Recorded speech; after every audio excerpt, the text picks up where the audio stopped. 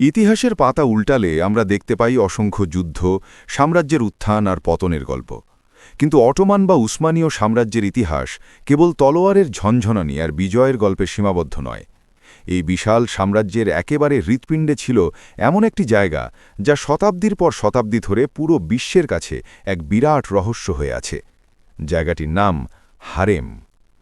পশ্চিমা চিত্রকলা বা সাহিত্যে অটোমান হারেমকে সবসময় একটি কল্পনাবিলাসী, কামুক এবং শুধুমাত্র যৌনতার প্রতীক হিসেবে তুলে ধরা হয়েছে।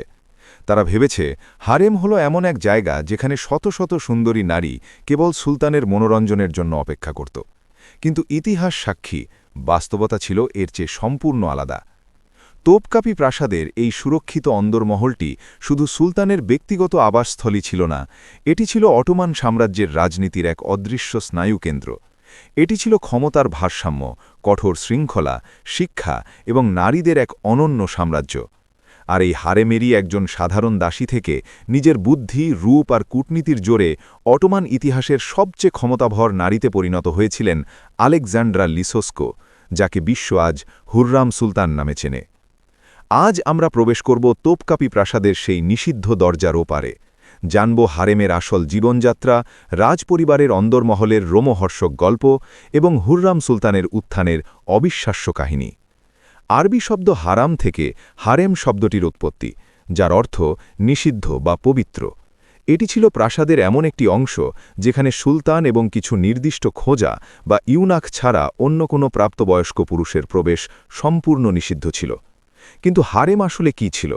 এটি কি কেবল উপপত্নীদের বাসস্থল ছিল? একেবারেই নয়। অটোমান হারেম ছিল মূলত নারীদের জন্য একটি অত্যন্ত সুশৃঙ্খল এবং কঠোর শিক্ষা প্রতিষ্ঠান বা একাডেমি। যুদ্ধের ময়দান থেকে বন্দী হয়ে আসা বা দাসবাজার থেকে কিনে আনা রূপবতী কিশোরীদের প্রথমে এই হারেমে আনা হতো। এখানে আসার পর তাদের অতীত পরিচয় মুছে ফেলা হতো, তাদের দেওয়া হতো নতুন নাম। এরপর শুরু হতো তাদের কঠোর প্রশিক্ষণ। তাদের শেখানো হতো ইসলাম ধর্ম, পবিত্র কোরআন পাঠ এবং তুর্কি ভাষা। শুধু তাই নয়, তাদের ক্যালিগ্রাফি, শাস্ত্রীয় সঙ্গীত, বাদ্যযন্ত্র বাজানো, সূচিকর্ম এবং রাজকীয় শিষ্টাচার শেখানো হতো। যে মেয়েরা বুদ্ধিমত্তা এবং শিল্পে পারদর্শী হতো তাদের বিশেষ নজরে রাখা হতো। হারেমের মূল উদ্দেশ্য শুধু সুলতানের জন্য নারী তৈরি করা ছিল না, বরং সাম্রাজ্যের উচ্চপদস্থ কর্মকর্তা যেমন পাশা বা উজিরদের জন্য যোগ্য, শিক্ষিত এবং অনুগত স্ত্রী তৈরি করাও ছিল এর অন্যতম কাজ। হারেমের ভেতরে ছিল ক্ষমতার এক অদ্ভুত পিরামিড। ১. ভালিদে সুলতান বা সুলতানের মা। হারেমে সুলতানের চেয়েও ভালিদে সুলতানের ক্ষমতা বেশি ছিল। পুরো হারেমের নিয়ন্ত্রণ, দাসীদের নির্বাচন, এমনকি সুলতান কোন রাতে কার সাথে সময় কাটাবেন তার অনেক কিছুই ভালিদে সুলতানের ইশারায় হতো। ২.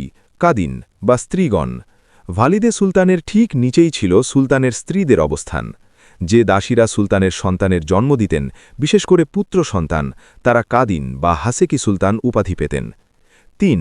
শাহজাদা ও সুলতানা। এরপর ছিল সুলতানের পুত্র, শাহজাদা এবং কন্যারা, সুলতানা। ৪.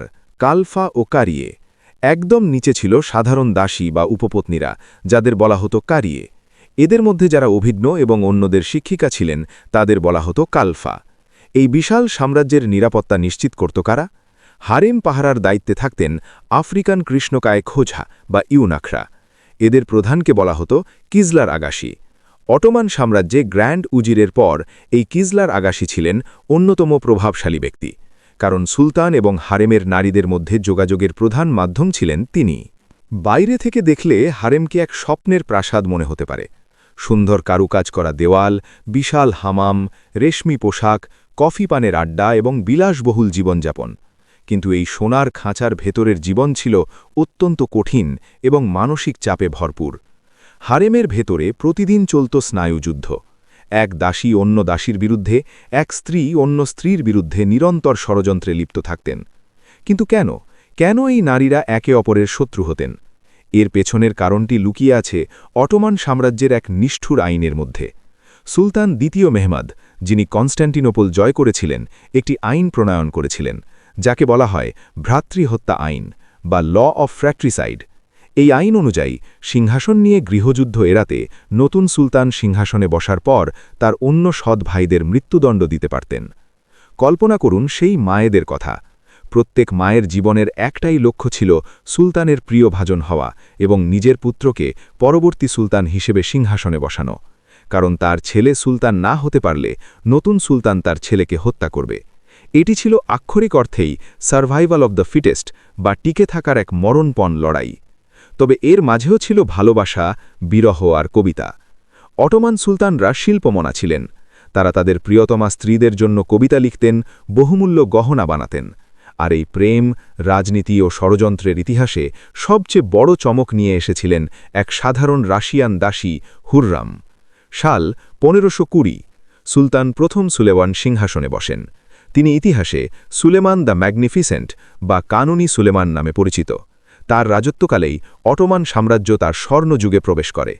ঠিক সেই সময়ই ক্রিমিয়ান তাতারদের এক হামলায় বর্তমান ইউক্রেনের তৎকালীন রুথেনিয়ার একটি গ্রাম থেকে এক পাদ্রির কন্যাকে অপহরণ করা হয়। তার আসল নাম ছিল আলেকজান্ড্রা লিসোস্কো, মতান্তরে আনাস্তাসিয়া। দাস ব্যবসায়ীরা তাকে ইস্তাম্বুলের দাসবাজারে বিক্রি করে দেয়। সেখান থেকে তাকে কিনে আনা হয় তোপকাপি প্রাসাদের হারেমে। হারেমের অন্যান্য দাসীরা যখন নিজের ভাগ্যকে মেনে নিয়ে কাঁপত, আলেকজান্দ্রা ছিলেন ভিন্ন। তিনি ছিলেন অত্যন্ত বুদ্ধিমতী। তিনি বুঝতে পেরেছিলেন এই হারেমে টিকে থাকতে হলে তাকে সুলতানের নজরে আসতে হবে। তার সবচেয়ে বড় অস্ত্র কেবল তার রূপ ছিল না, ছিল তার মিষ্টি হাসি, রসবোধ এবং মেধা। তার প্রফুল্ল হাসি আর প্রাণবন্ত ব্যক্তিত্বের কারণে প্রাসাদে তার নতুন নাম দেওয়া হয় হুররাম, যার ফার্সি অর্থ হাসি খুশি বা যে আনন্দ দেয়। খুব অল্প সময়ের মধ্যেই হুররাম সুলেমানের মনোযোগ আকর্ষণ করতে সক্ষম হন। সুলেমান হুররামের প্রেমে এতটাই মুগ্ধ হয়ে পড়েন যে তিনি তার জন্য মুহিব্বি ছদ্মনামে অসংখ্য কবিতা লিখতে শুরু করেন। সুলেমানের একটি বিখ্যাত কবিতার লাইন ছিল এমন: আমার নির্জনতার সিংহাসন, আমার সম্পদ, আমার প্রেম, আমার বিশ্ব, আমার ইস্তাম্বুল, আমার কারামান, আমার আনাতোলিয়ার ভূমি। হুররামের এই উত্থান হারেমের পুরনো নিয়মে আগুন ধরিয়ে দেয়। সুলেমানের তৎকালীন প্রধান স্ত্রী এবং তার বড় ছেলে মুস্তাফার মা মাহিদেবরান সুলতান হুররামকে নিজের সবচেয়ে বড় শত্রু হিসেবে দেখতে শুরু করেন। ইতিহাসে বর্ণিত আছে, একবার মাহিদেবরান রাগের বশে হুররামকে শারীরিকভাবে আক্রমণ করেন এবং তার মুখমণ্ডল আছড়ে দেন। বুদ্ধিমতী হুররাম এই ঘটনাকে নিজের পক্ষে কাজে লাগান এবং সুলতানের সামনে যেতে অস্বীকৃতি জানান, এই বলে যে তার ক্ষতবিক্ষত মুখ নিয়ে সুলতানের সামনে যাওয়া শিষ্টাচার বহির্ভূত। যখন সুলেমান আসল ঘটনা জানতে পারেন, তিনি মাহিদেবরানের ওপর ক্ষুব্ধ হন এবং হুররামের প্রতি তার ভালোবাসা ও পক্ষপাতিত্ব আরও বেড়ে যায়। পরবর্তীতে মাহিদেবরান এবং তার পুত্র মুস্তাফাকে রাজধানী থেকে দূরে পাঠিয়ে দেওয়া হয়। হুররাম সুলতান এমন কিছু করেছিলেন যা অটোমান সাম্রাজ্যের 200 বছরের ইতিহাসে কোনো নারী করতে পারেনি। অটোমান সুলতানরা দাসীদের সাথে সম্পর্ক রাখলেও তাদের আইনিভাবে বিবাহ করতেন না। কিন্তু সুলতান সুলেমান প্রথা ভেঙে দিলেন। তিনি হুররামকে দাসত্ব থেকে মুক্তি দিলেন এবং ইসলামী শরীয়ত মোতাবেক তাকে আনুষ্ঠানিকভাবে বিবাহ করলেন। এই ঘটনা পুরো ইউরোপ এবং এশিয়ায় আলোড়ন ফেলে দিয়েছিল। হুররাম পেলেন হাসেকি সুলতান উপাধি। হুররাম কেবল সুলেমানের স্ত্রী ছিলেন না, তিনি হয়ে উঠেছিলেন তার প্রধান রাজনৈতিক উপদেষ্টা। যখন সুলতান সুলেমান মাসের পর মাস যুদ্ধক্ষেত্রে থাকতেন, তখন হুররাম রাজধানী ইস্তাম্বুল থেকে সুলতানকে চিঠি লিখে রাজ্যের সব খবরাখবর জানাতেন।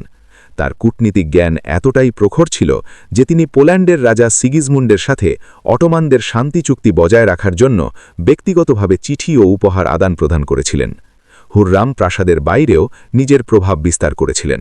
তিনি ইস্তাম্বুল, মেক্কা এবং জেরুজালেমে অসংখ্য দাতব্য প্রতিষ্ঠান, হাসপাতাল, মসজিদ এবং লঙ্গরখানা তৈরি করেন, যা আজও হুররাম সুলতানের নামে দাঁড়িয়ে আছে।